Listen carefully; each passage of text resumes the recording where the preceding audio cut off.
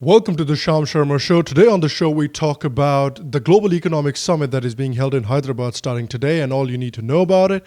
And does US shale production have something to do with Saudi Arabia's modernization drive? Happy hump day, everyone, and let's get into it.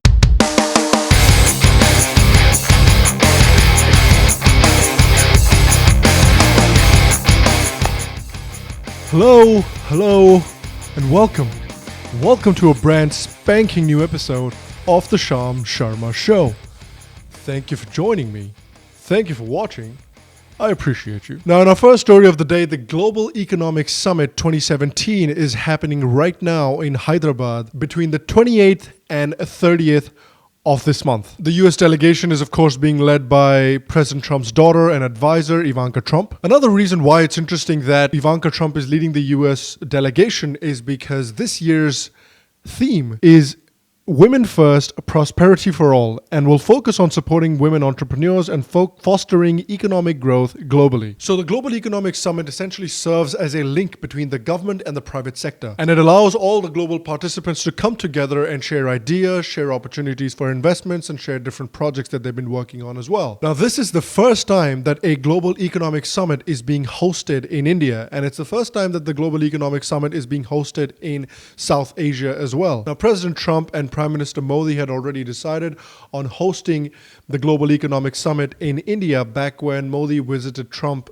in the US in June. Now, the summit is going to be attended by entrepreneurs from India, the United States, of course, and all over the world. The Indian delegation is going to be led by PM Narendra Modi, includes banker Chanda Kochar, fashion designer Anita Dongre, Make My Trip founder Deep Kalra, Vice President of Google India Rajan Anandan, among many others. Now, this is the first time in the history of Global Economic Summit that women are going to be the majority participants in the summit as well. It's going to be 52.5% women. Interestingly as well, more than 10 countries, including Afghanistan, Israel, and Saudi Arabia, will have an all-women delegation. And women from 127 different countries will be participating in this year's event. And like I said before, this is the first time India will be hosting a Global Economic Summit. And I think it's a testament to the enabling character that the Modi government has towards business. And it's also a vote of confidence from different countries, including the US, in seeing India as more of a business leader and seeing India as a country where ease of business is going up and up. So undoubtedly, this is a great opportunity for India. It, of course, shows faith of other countries in the enabling environment in India as well. And hopefully some great investment opportunities come up with this too. Now, our next story of the day is related to a previous story that I did where I talked about the new Crown Prince of Saudi Arabia, Mohammed bin Salman, who has been on a modernization drive in Saudi Arabia where he wants to bring Saudi Arabian Islam to the modern age and wants to have a more modern Islam in the country. He also talked about Vision 2030 for Saudi Arabia, where he spoke about removing Saudi Arabia's dependence on oil and diversifying the Saudi Arabian economy into various different industries to create a more sustainable economic future for Saudi Arabia. Now, of course, I'm willing to give Mohammed bin Salman the benefit of the doubt that a lot of what he's doing from the goodness of his own heart, and which might well be true. But I think there are more reasons behind this modernization drive as well. One of the reasons that I talked about in the previous video that you should definitely go check out is the loss of influence that Saudi Arabia has had in the past few years in the Middle East ever since ISIS's defeat. So after ISIS's defeat, Iran has come out as the foremost power in the Middle East, and Iran has come out as the country that a lot of the Middle Eastern countries are trusting now because they have been instrumental in the fight against ISIS, and a lot of people suspected Saudi Arabia of actually funding ISIS. So now, along with that, there's actually another reason why I believe Saudi Arabia is looking to diversify its economy, and that it's also looking to remove its dependence on oil as much as it's have been. So of course, news has come out that the US shale production revolution is going to be one of the biggest oil and gas revolutions in history. It's going to turn the US into a global player when it comes to oil exports. And of course, that is something that has made Saudi Arabia very nervous as well, because like I mentioned in the previous video as well, India is now shifting to buy more oil from the United States as opposed to OPEC, and a lot of different countries are doing the same. And that's made Saudi Arabia so nervous that Saudi Arabia and Russia, which are usually at odds when it comes to oil,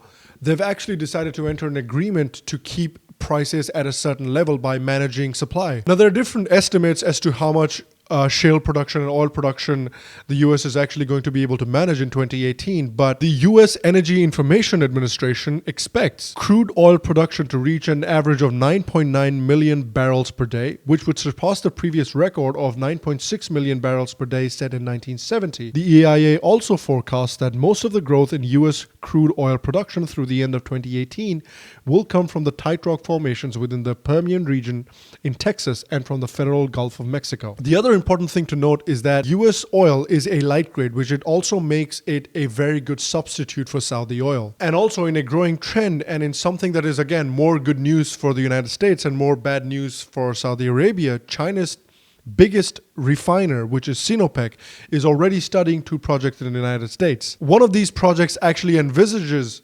Sinopec to work with 2 companies locally and set up a pipeline to export crude oil to China. So in the past year or so, since they've been working together, Saudi Arabia and Russia have been able to keep oil prices where they want by, of course, curbing and managing supply. But again, that's not a very sustainable process. That's not a very sustainable strategy. That's not something that they can keep doing for the next decade or so. Because the more Saudi Arabia and Russia bolster the prices, the more it's going to embolden its competitors like the United States to produce more shale and to produce a more competitive price to its customers. And again, as the US starts to gain more and more market share in the oil market, it's going to cause a strain in the Russia-Saudi Arabia alliance. And it's going to be interesting to see how long that alliance might hold. And it's quite possible that, down the line, faced with stiff competition, Russia might just go into business for itself. So I think the Saudis realize that their dependence on oil is not going to be permanent. Saudi oil does not have the stranglehold on the world the way it did in the 70s, 80s, and 90s. So I think that's another way for the Crown Prince Mohammed bin Salman to cozy up to the United States by saying that, look,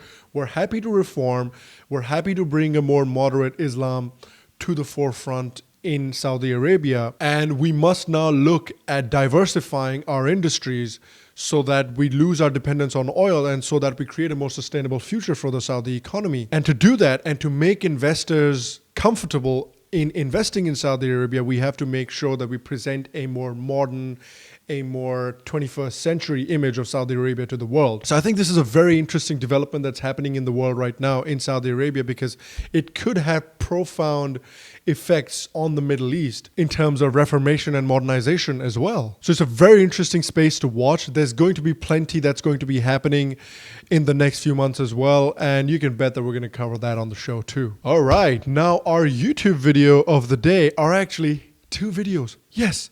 Double. So the first video is done by a YouTuber, Amit Padana, and he has done a video about types of people in a bus, and it's a really funny video, and I think you should definitely go check it out. The link is provided in the description below. And the other YouTube video of the day is, well, I'm a Star Wars fan.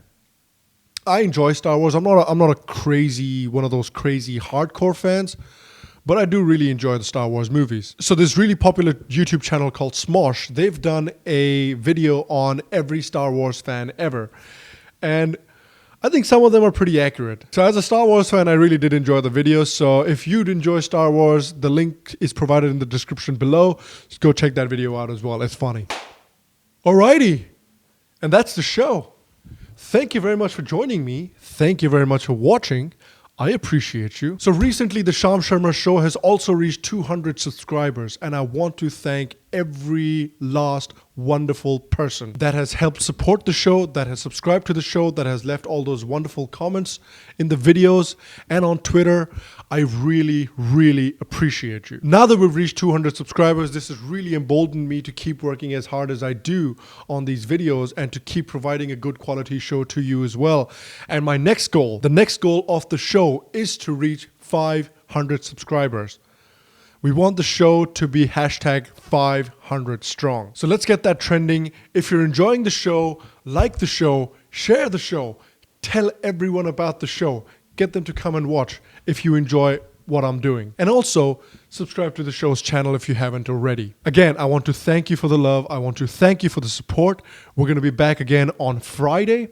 And we're also doing a surprise video on Sunday that I will talk about on Friday a little bit more. So stay tuned. Stay subscribed, stay happy, stay healthy, and I'll see you soon.